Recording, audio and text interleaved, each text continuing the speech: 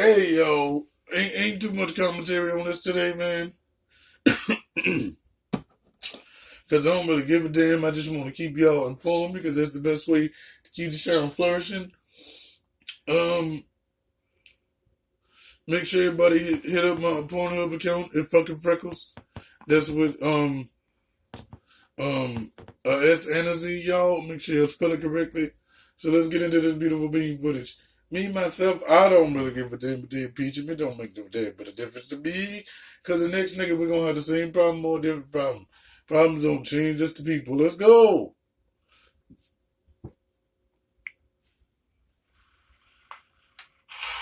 There are older ones are...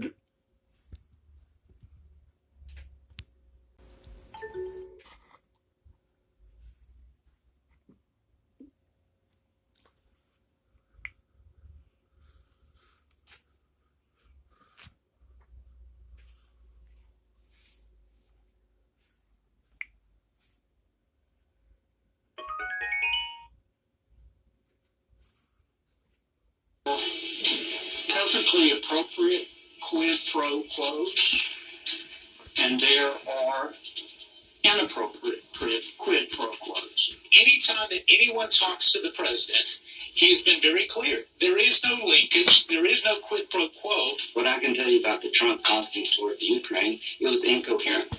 It depends on who you talk to. They seem to be incapable of forming a quid pro quo. Just some of the Republican defense of the president this week. So let's bring in Congressman Mac Thornberry, the top Republican on the House Armed Services Committee. And Congressman Thornberry, you just heard Congresswoman Spear lay out the Democratic strategy for these public hearings. Republicans have criticized the process of this inquiry up to now.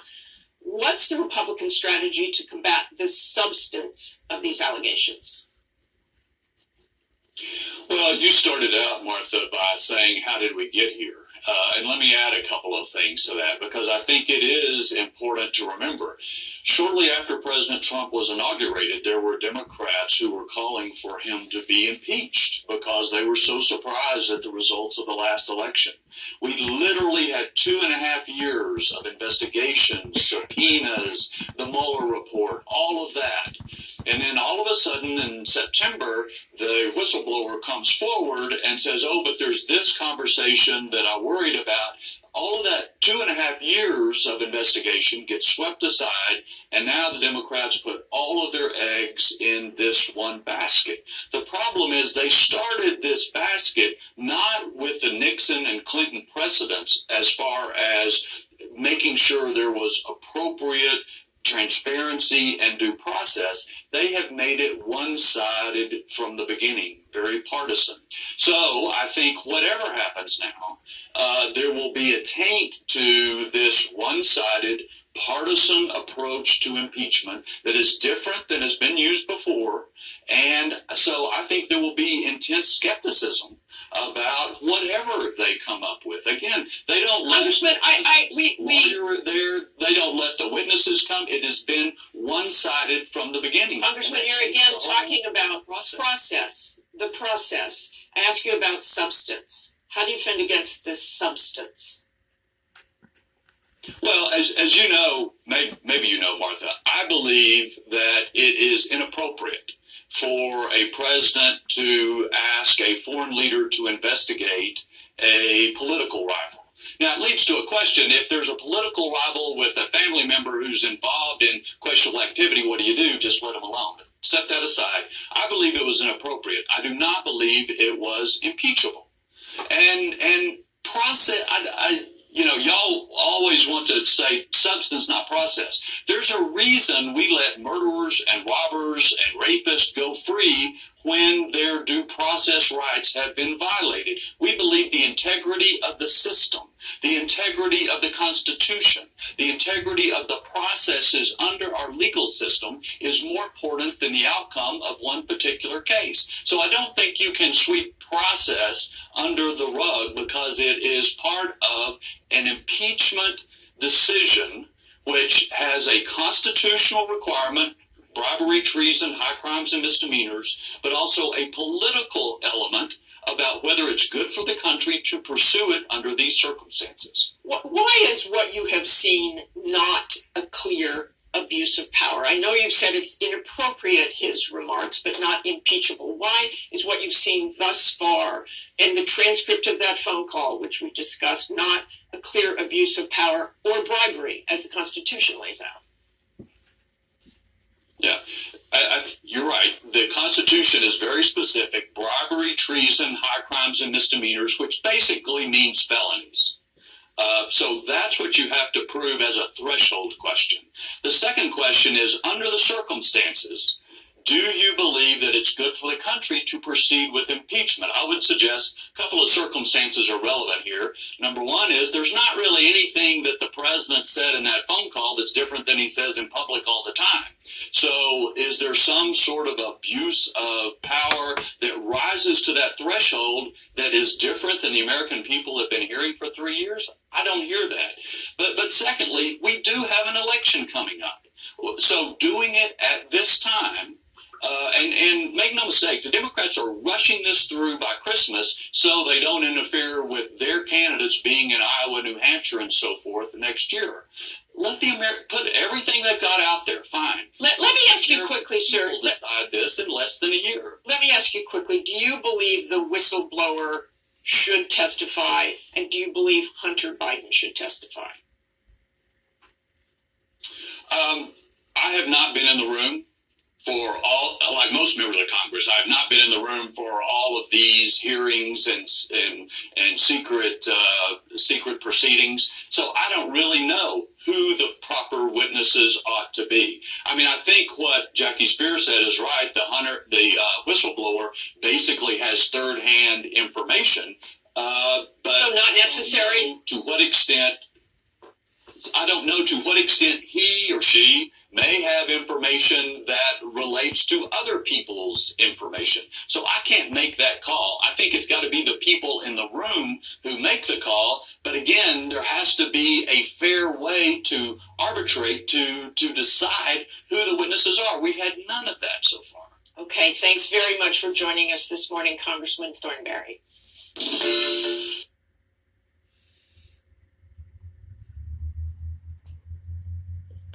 So things have gotten way out of control in this country. I think both sides agree on that. But let's start with your father's accomplishments that you lay out. As president, he's improved more affordable generic drugs, you say, securing new funding to fight the opioid epidemic, and signing criminal justice reform legislation, and you say the unemployment rate is better than it's ever been. But a recent Fox News poll found this. Nearly half of Americans want to see him impeached and removed from office. So there's that side of it, too. So, and your father clearly is pushing back, fighting back. What's your strategy? What's the strategy in the White House to fight? Listen, I think you talk about reality. And when you look at what's going on as it relates to the impeachment inquiry, you have Adam Schiff, who's been a known hater. This is a guy that for the last 2 years has been saying that he had information and he had evidence. No one's seen that evidence. He just keeps saying it. He's being judge, jury, and executioner about a process where Republicans aren't allowed to ask questions. Witnesses are told not to answer those questions. My father put the transcript out. Read it. Everything else is opinion. Mm-hmm. Read the transcript and make your decision from there. The reality is this. My father has accomplished unprecedented things, whether it's all-time low unemployment for every group of individuals. You saw prison reform. I think you just did a piece on it while I was in the green room where people are being released. That's not a Republican issue. It's the right thing to do. And that's what he's doing. And he's doing all of these things despite unprecedented incoming. Listen, the Washington Post... criticisms about your dad. I think that's fair. Listen, he's tough. He fights back. That's uncustomary for Republicans. The Democrats certainly aren't used to that.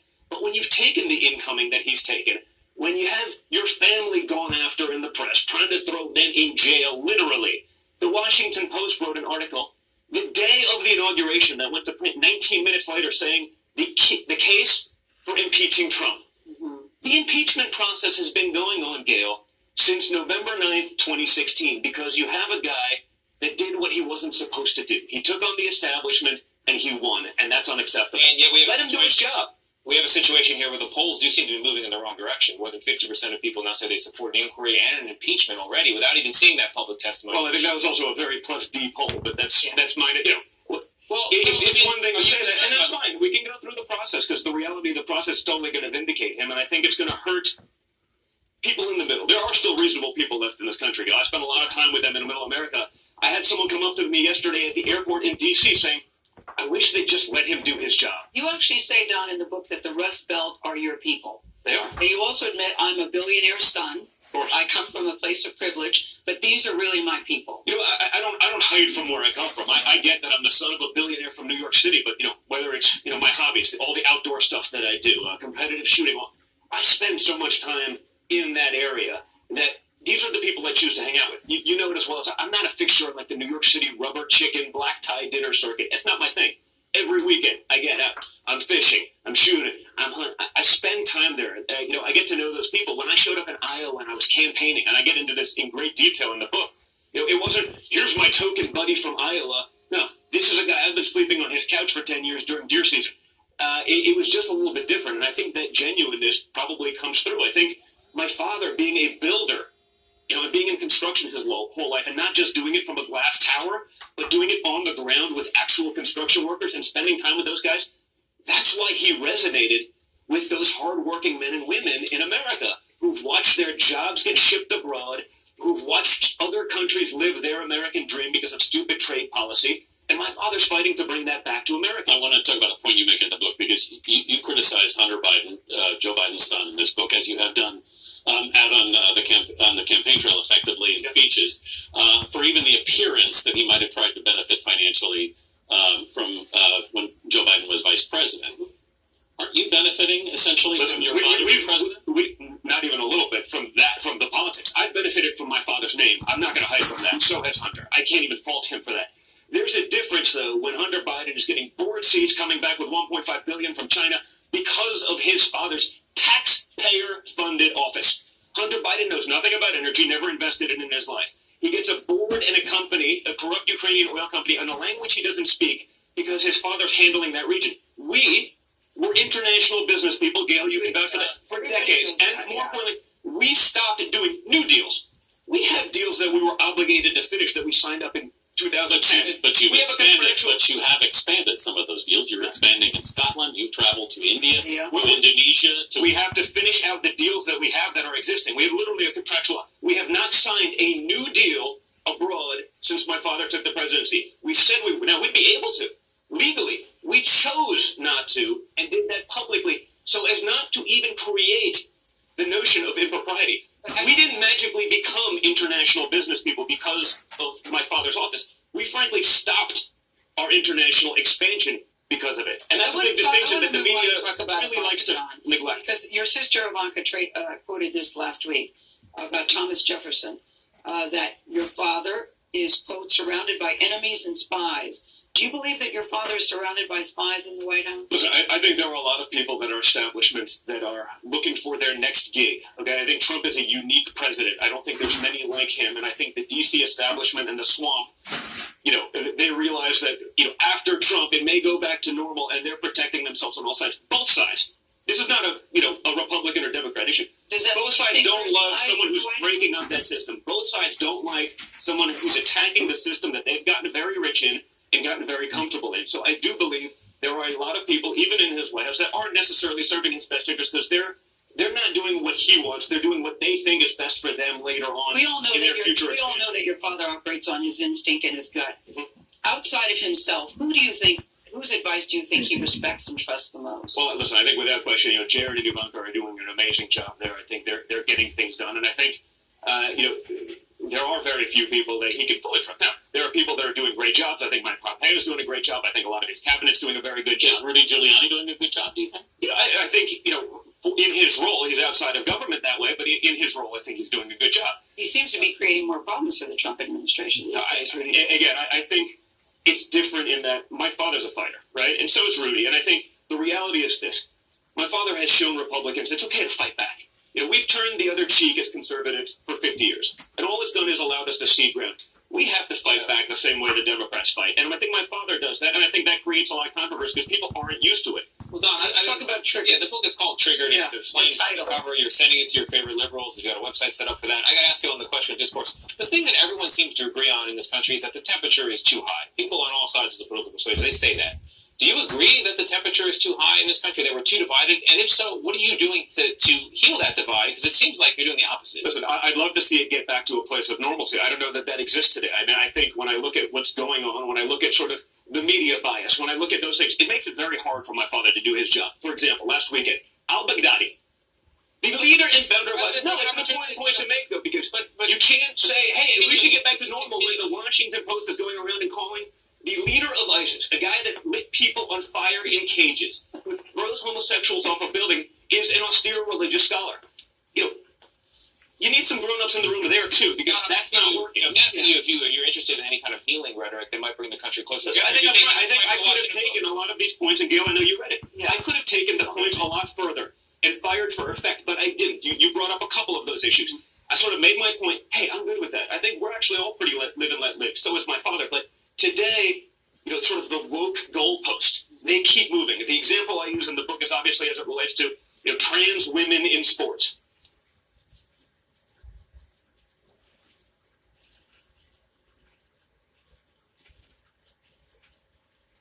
A lot of people yesterday, including myself, by releasing the name of the whistleblower whose complaint has now led to impeachment hearings. The whole point of releasing a name is to intimidate someone, to threaten someone, and to scare other people from coming out. That's something that dictators do. I've lived in China. I've seen that firsthand. That's not what America does. That's not who we do. We stand by our people. Why did you want to release the name? I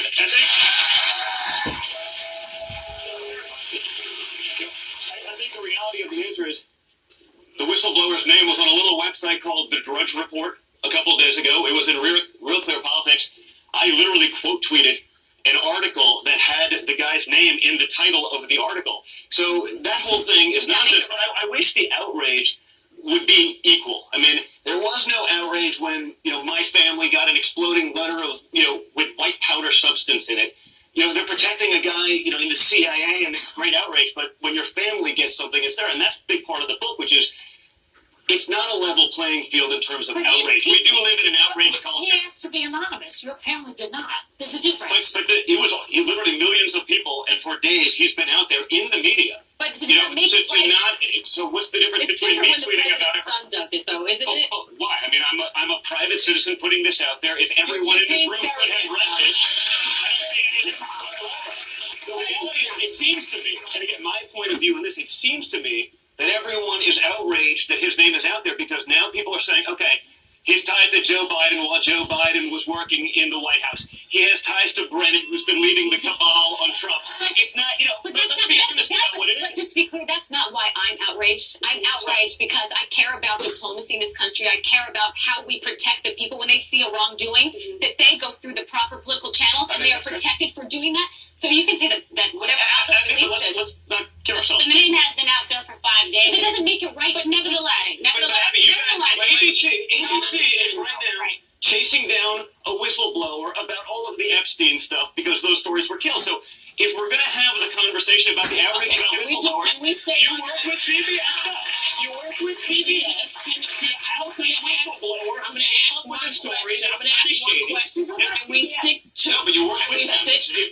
We stick to what she asked in the question, just because if we start getting off hypocrisy,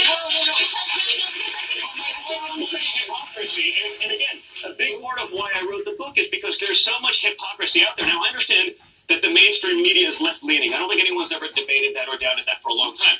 But they've gotten rid of the pretense of objectivity at this point. There is no, they're like, you know what, we're just going to be the marketing wing of the other side. Just let me interrupt. If you talk about hypocrisy, you seem fine with people leaking information if it makes you and your father look good, because WikiLeaks and Julian Assange is a cyber terrorist, right? And I think a Russian puppet. You are fine promoting his stuff, and your dad praising him on the campaign trail if it makes you look good. So how is this whistleblower who went through the right channels, how are you now releasing his name and putting his life in danger, but WikiLeaks was doing the right thing? If I can just thank you so much. Thank you for the opportunity. So here's the thing. There's a lot of context to it, and I hear what you're saying. It's a fair enough question because he may be a private citizen, but nevertheless, he is the son of the president of the United States, and he's somebody who works as a campaign surrogate, but not officially, with the campaign. But nevertheless, when you look at this facts and you look at the circumstance, you look at, in fact, even on this show, the first day after the election, said, and now let's start with impeachment. This has been something that's been going, it's been a concerted effort by a lot of people who are disappointed by the results of the election to undo it and remove a duly elected president of the United States, number one. Number two, when you look, well, it was on the show on November 9th. It wasn't. Man, this has been so signing out for you, your boy, sometimes the girl, Charlotte Carolina. Subscribe, comment, and like at the bottom. Until next time, bye.